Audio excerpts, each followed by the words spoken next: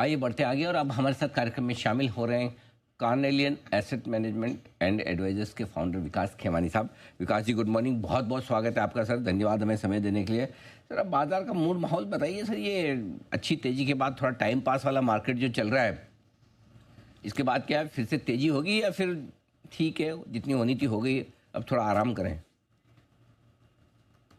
तो Anil ji, I think आप तो मार्केट में पुराने खिलाड़ी हैं। इतना तो पुराना भी नहीं हूँ।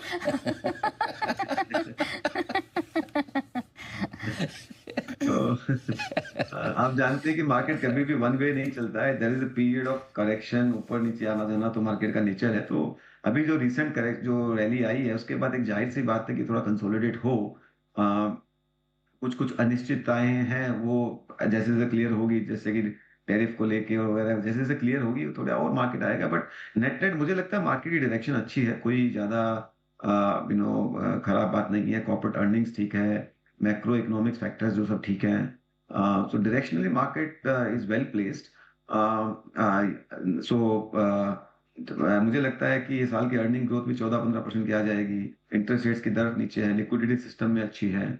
तो ये सब अच्छे ही सिचुएशन है। बाकी तो मार्केट कब ऊपर चले कब नीचे चले वो तो शॉर्ट टर्म में कहना बहुत मुश्किल है, पर directionally I am quite positive. ये है क्या बड़ा ट्रिगर अब आप देख रहे हैं भारतीय बाजारों के लिए आगे, पॉजिटिव या नेगेटिव, दोनों में से कोई भी? पॉजिटिव की बात करें तो आज हमारी इंटरेस्ट रेट्स की दर नीचे आ रही है, लिक्विडिटी सिस्टम अच्छा है, तो कॉर्पोरेट अर्निंग्स जो है मुझे लगता है बढ़ती हुई नजर आ रही है। मुझे उसमें कोई ज्यादा डाउट नहीं है। आप जैसे जीएसटी का कलेक्शंस देखें, ये महीने दर महीने बढ़ते जा रहा है। इन्वेस्टमेंट साइकिल जो है वो अच्छी बेटर हो रही है और हो रही है, और कंजम्पशन के अंदर पिकअप है। सो मुझे लगता है डायरेक्शनली इकोनॉमिक की ग्रोथ में कोई खराब नहीं है। तो जैसे जैसे नंबर आते हैं मार्केट ऊपर जाता है, एंड वो एक नेचर है। बट मैक्रो इकोनॉमिक फैक्टर काफी पॉजिटिव है। जहां तक नेगेटिव ट्रिगर की बात करें, देखिए कुछ भी हो सकता है। जैसे कि हमने देखा है थोड़ा सा अमेरिका का भारत के प्रति कमेंट्री चेंज हुआ है पोस्ट पहलगाम। जो इंडिया ने एक स्ट्रॉन्ग स्टैंड लिया टेररिज्म के अगेंस्ट में, शायद वो अमेरिका को पसंद नहीं आया। तो उस चक्कर में आप देखेंगे तो एक थोड़ा सा उन्होंने नेगेटिव स्टैंड लिया है, कुछ कुछ 3-4 कमेंट्री नेगेटिव आई हैं। तो अगर उस साइड में कुछ ऐसी कोई बात बनती है जिससे इंडिया और यूएस की ट्रेड की टॉक्स में स्लो डाउन होता है, कुछ टैरिफ की अग्रेशन होती है, भले वो एक्चुअल होगा नहीं होगा, पर एक अगर उसके अराउंड कोई न्यूज भी आएगी तो मार्केट में हो सकता है थोड़ा बहुत नेगेटिविटी हो सकता है। क्योंकि मेरा मानना है कि medium term to long term में वो भी सॉर्ट आउट होगा। वो ऐसा हो नहीं सकता है कि इंडिया के टैरिफ दूसरे देशों के ज्यादा टैरिफ से ज्यादा हो। पर एक ट्रम्प साहब आजकल कुछ भी कमेंट मार देते हैं, उसका हजारों पैसा आ जाता है, तो वो कहना थोड़ा सा एक मुश्किल है। तो वो एक मुझे एक हल्का सा रिस्क का माहौल लग रहा है। दूसरा, जैसा कि हमने देखा कुछ दिनों पहले कल रशिया के ऊपर एक यूक्रेन ने डीप इनसाइड अटैक किया है। नाउ ये कहना बहुत मुश्किल है, ये कॉन्फ्लिक्ट काफी समय से चल रहा है, पर this one is very big. तो इसका किस तरह से रिटेलिएशन होता है, किस तरह से बड़ा इम्प्लीकेशन होता है, वो अभी कहना बहुत मुश्किल है। पर अगर ये कॉन्फ्लिक्ट कोई भी तरीके से स्केल अप होता है, क्योंकि ये जो वाला अटैक है ये थोड़ा सा मुझे लगता है सीरियस है, तो उसकी एक रिस्क आनी एक संभावना है। क्योंकि हमने ये भी देखा है कि ये रिस्क जब भी आती है टेम्पररी होती है और चली जाती है, क्योंकि इसमें इवेंचुअली हमारी स्ट्रॉन्ग इकोनॉमिक ग्रोथ जो है वो हाथ में आती है, वो उनको हेल्प करती है। तो structurally we are positive, but ये शॉर्ट टर्म रिस्क तो कभी भी आ सकती है।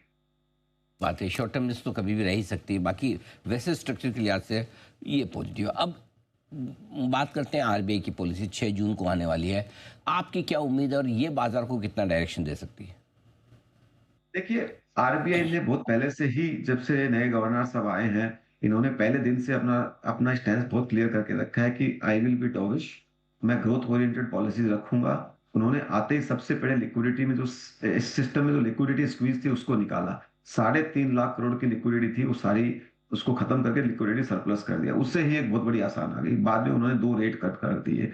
तो मुझे लगता है डायरेक्शन हमको बहुत क्लियर है, और मार्केट जो है वो डायरेक्शन देखता है। वो भले इस पॉलिसी में 25 पैसा कम करे या नहीं करे, उससे कोई बहुत ज्यादा फर्क मुझे नहीं लगता पड़ने वाला है। डायरेक्शनली आरबीआई ग्रोथ सपोर्टिव है। वो एक बहुत बड़ा महत्व होता है। इसीलिए आप देखेंगे तो मार्केट इतने रेजिलियंट है। जब अप्रैल में एक ग्लोबल अनसर्टेनिटी आई, तो भी मार्केट उसमें से उभर के आज हम वापस पुराने लेवल पे आ गए हैं। उसका कारण है कि आरबीआई ने सिस्टम में एक अच्छा लिक्विडिटी का माहौल बना के रखा है। काउंटर सिक्लिकल मेजर जो बोलते हैं रेगुलेटर की अच्छी निशानी होती है, वो उन्होंने किया है। तो मुझे लगता है कि हो सकता है रेट कट आ जाए, उसका मैं कहना नहीं सकता, कोई इन्फ्लेशन सपोर्ट कर रहा है, पर उसके बारे में मैं कोई एक्सपर्ट नहीं हूँ कि आपको बताऊँगा कि आएगा नहीं आएगा। वो शायद फिक्स इनकम के एक्सपर्ट्स हैं, वो ज़्यादा बता पाएँगे।